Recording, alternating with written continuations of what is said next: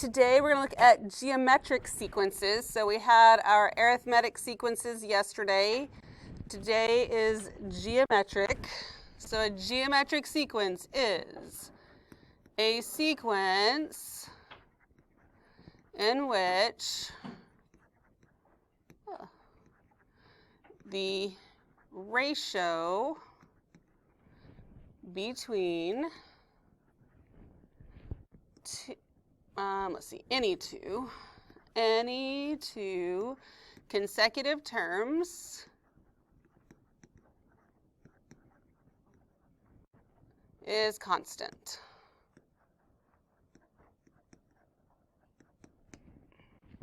Okay, so it sounds very much like the definition we had for an arithmetic sequence. The difference is, in an arithmetic sequence, this said difference, this says ratio, and the ratio is constant. So instead of saying something like we're adding 5 every time, we'll be multiplying by 5 every time. That's where that ratio comes from. So the common ratio, excuse me, is the numerical ratio between any two consecutive terms.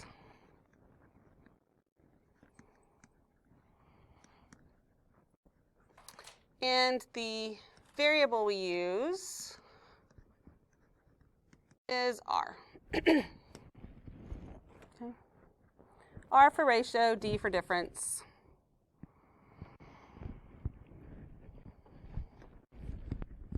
So the directions for this first says determine the common ratio, then find the next 3 terms of the sequence.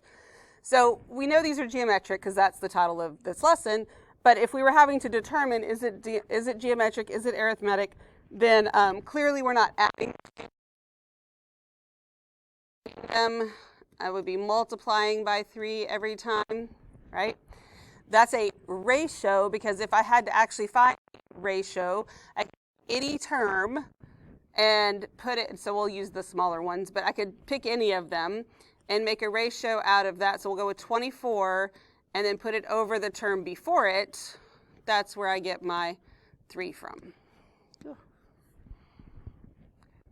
And it says find the next 3 terms. We're not going to do that in number 1 because I know that you could totally handle it. Plus we'd be just pushing buttons on a calculator for the sake of doing that. We'll do that in number 2. So on number 2, what you'll notice about this sequence is that the signs alternate. So that doesn't happen in arithmetic. And when the signs alternate on the terms, that means that your ratio is negative, okay, because that's what's going to switch it back and forth. And they're getting smaller, so it's going to have to be a fraction. So here, I know I'm multiplying by negative something. Well, clearly, if I look here, it's like I'm dividing by 4, but we don't think about dividing. So if you think, oh, I'm dividing by 4, that means you're multiplying by 1/4. So each time you're multiplying by a negative 1/4, so your R value is negative 1/4. There's the R value. If we want to find the next 3 terms, then I would take 8, multiply it by a negative 1/4, so that's going to give me a positive 2. And then positive 2 times negative 1/4 would give me a negative 1/2. And then negative 1/2 times negative 1/4 is going to be a positive 1/8. Okay. Everybody good so far? Easy enough? All right, so just like with the arithmetic sequences, we have a formula for the geometric sequence. So the nth term of any geometric sequence would look like this. The nth term is equal to the first term times r to the n minus 1 power. So a sub 1 is the first term, and r is the common ratio.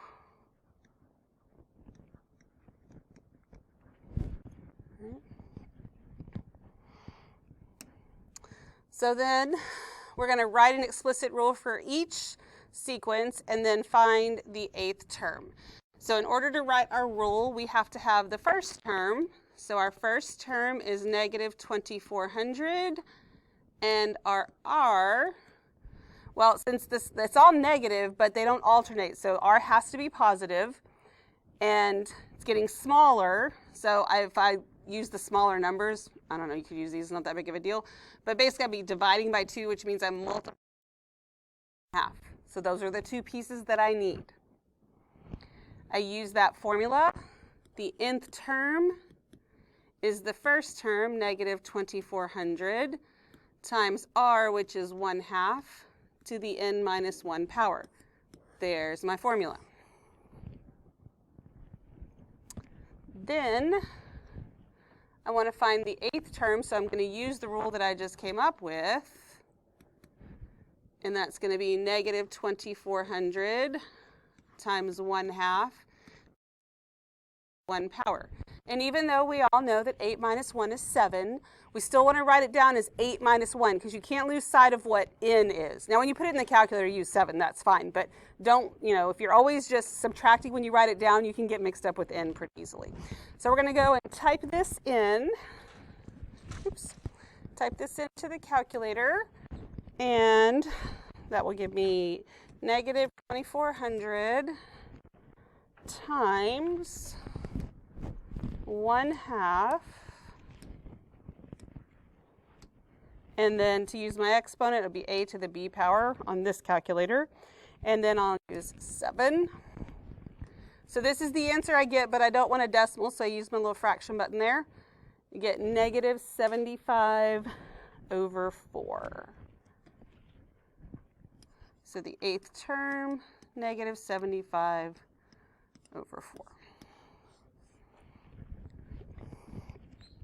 Any questions about that? All right. Let's look at number 4. So we need the first term, 7 over 36. I need r.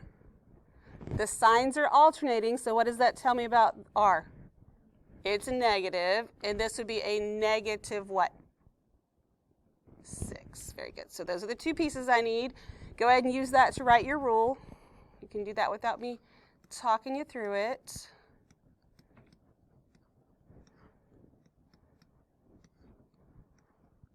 Oops. What the heck am I doing? Maybe you can do it better than I can do it. I'm making stuff up over here. There we go. There's your rule. Hey, did I still do it wrong? Oh, yeah. There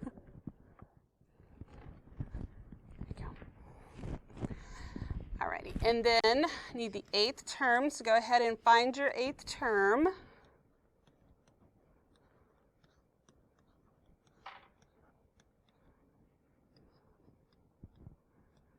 You go ahead and type that in, because I want to make sure that you're using your exponents correctly and your negatives correctly and all that good kind of stuff in the calculator.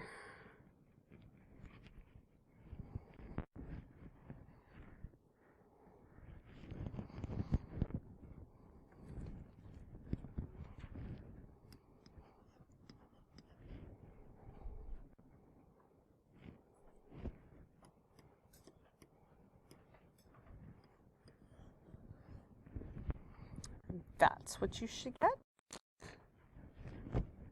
Any questions? We all good? All right. So in the next part, I'm going to write down the generic equation again. That's what it looks like. For different things, but every time I'm going to start off writing as much of that equation as I can. I won't always get to fill in everything like we just did, but whatever I can fill in, I'm going to fill in. So using what they gave me in number 5, I'll have a sub n equals, so they gave me the first term, that's 2 times r, which is negative 2, to the n minus 1 power. Okay, so that's good. This one's pretty straightforward. It's pretty much just like the one we just did. I want the 6th term. So the 6th term is 240 times negative 2 to the 6 minus 1 power. Let's go ahead and type that in.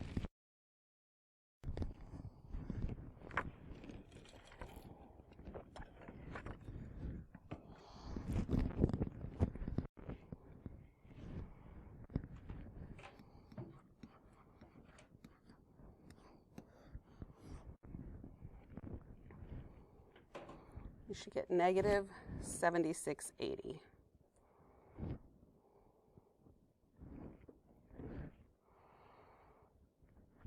Any questions about that? All right, so let's look at number 6, because it's a little bit different. I'm going to write as much of this as I can. So the nth term is the first term, which I don't know, times r, which is 4 to the n minus 1 power. All right, so I want the 10th term, but I can't find the 10th term until I find the first term, and I can use the second term to find the first term. So I'm going to use this here, and I know the second term is negative 8. That's equal to the first term times 4 to the 2 minus 1 power. Well, 2 minus 1 is 1. First power is 4. So I can go ahead and divide both sides by 4, and I'll get negative 2 equals the first term. Now, did I actually have to go through all of that to find the first one if I knew what r was? The answer to that is no, not on this one, but they won't always be that easy. That's why I went ahead and did it this way with you. So I found the first term, which is not what they're asking me for, so I still have to go and find the 10th term. So when I want the 10th term, that's equal to the first term, which I just figured out, times 4 to the 10 minus 1 power. You can type all that in and find your 10th term.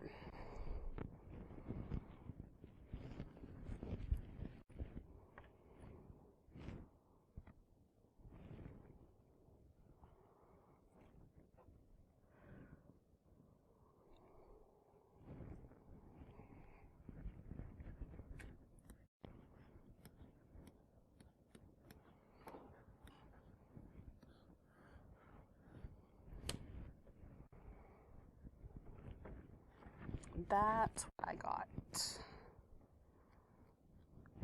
Any questions about that? We good? You have a question? All right, let's look at number 7 then. So in number 7, I'm going to start off same way, just try to write what I can. The nth term is equal to the first term, which I don't know, times r, which is 1/2 to the n minus 1 power. So once again, before I can find the 11th term, I'm going to have to find the first term, which I can do because they gave me the 5th term. So I'll substitute in what I know. I know the 5th term, it's 1/4. That's equal to the first term times 1/2 to the 5 minus 1 power. So then that'll give me 1/4 equals the first term. So that's really 1/2 to the 4th power. What's 1/2 to the 4th power? 1/16. Very good. So I get 1/16. So then to figure out what the first term is, I'm just going to multiply both sides by 16.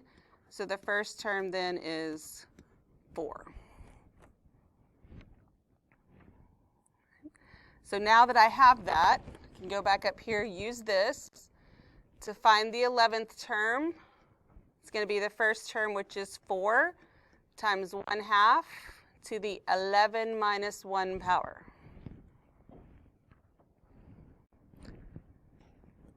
Let's calculate time again.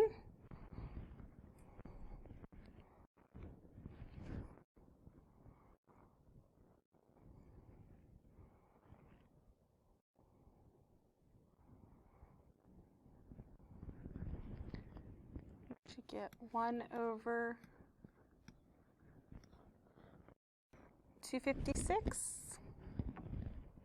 Yes. Any questions about any of that so far? We good? Okay. All right, so we're going to skip number 8 because it's just like number 7. We'll go to number 9 because it's a little bit different. But even before I know it's different, I just start off the same way. Write my little equation. So the nth term is the first term, which is 2, times r, which I don't know, to the n minus 1 power. So before I can find the 12th term, I have to find r. And I can do that because they gave me the 6th term, so that would give me enough information so I only have one unknown. So I'm going to use my 6th term. That's 486. That's equal to 2 times r, which I don't know, to the 6 minus 1 power. So now r is my only unknown in there.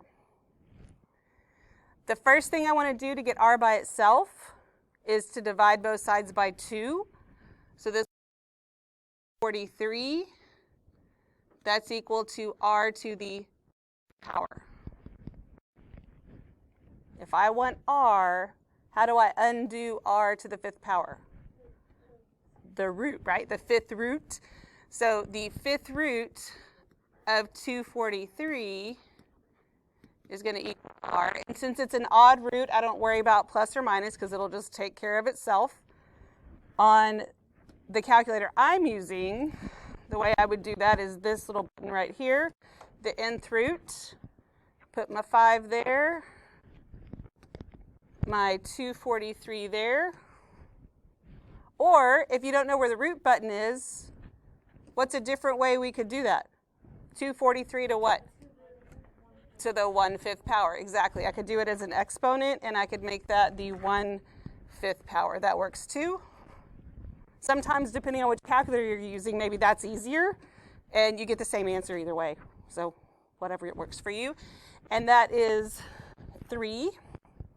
So r is 3. So now that I have that, you can go back up here, and I can find the 12th term. That'll be the first term, which is 2, times r, which is 3, to the 12 minus 1 power.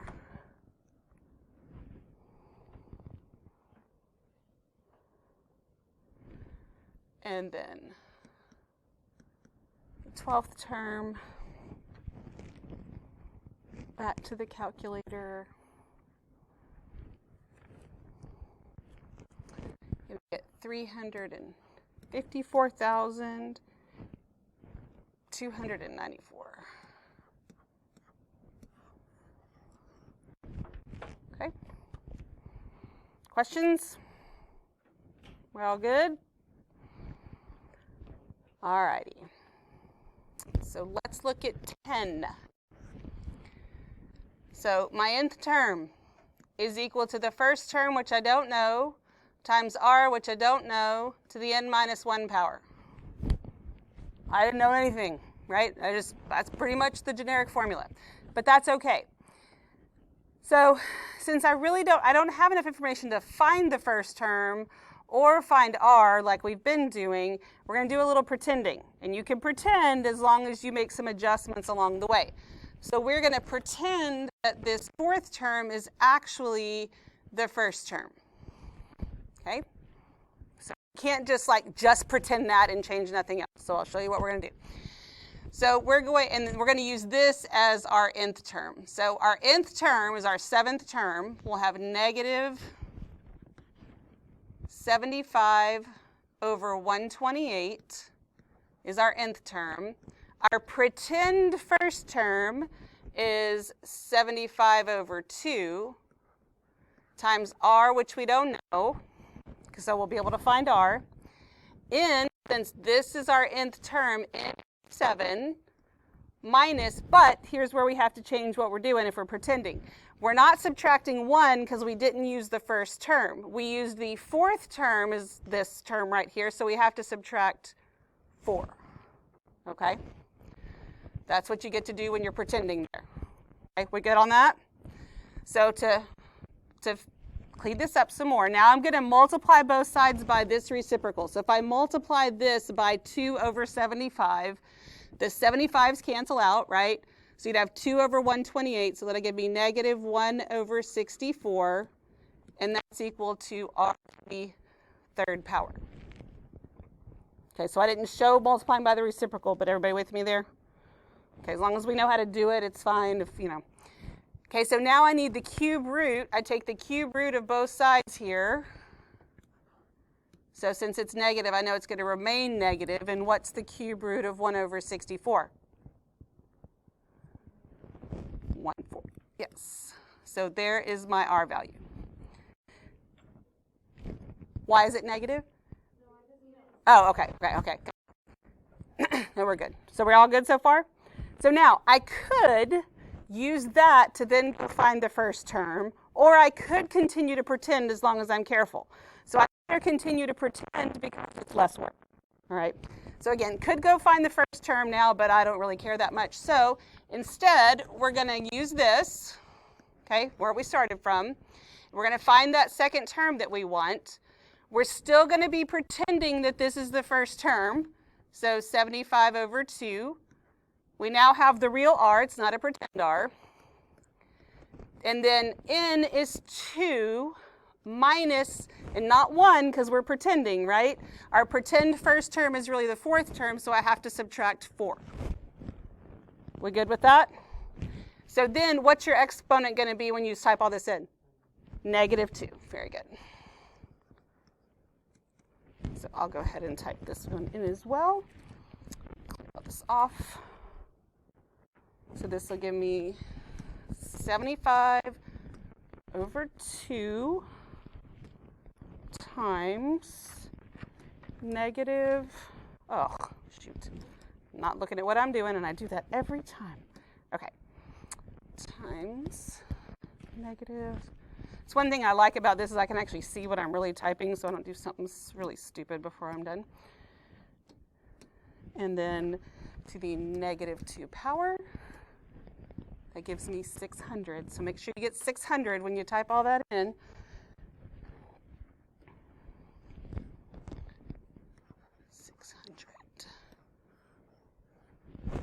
Okay. What questions do we have? We all good? So it's okay to pretend, but you got to be careful when you pretend. Got to change a few things up. We good? Any questions? Okay.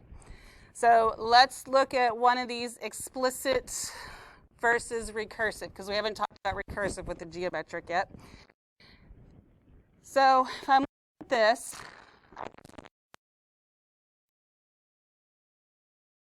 it's going to have to be geometric if they're alternating, and I'm multiplying by a -5, right? So recursive, that's pretty much just describes what we're doing, but you have to give at least the first term. First term is 2. That's all I need to give because all we're doing is multiplying by 5. So my nth term is just going to be -5 times the term before it, which would be the n-1 term. And that works when n is greater than or equal to 2 because we gave the first term. And I didn't discover this until yesterday when somebody said something, was that when you're doing the recursive formulas in Delta Math, it doesn't ask you to use this part, so don't try and force it in there because it'll count it wrong. I didn't even think about the fact that they weren't asking for it. It's still an important part of it, so I don't really know why they're leaving it off, but it won't be in the work. So that's our recursive formula, right? That's the one that if we needed the 50th term, we have to have 50 terms written out. We don't really like that much. So the explicit one's the one we have the little rule for that we've been doing. So we use the first term, which is 2,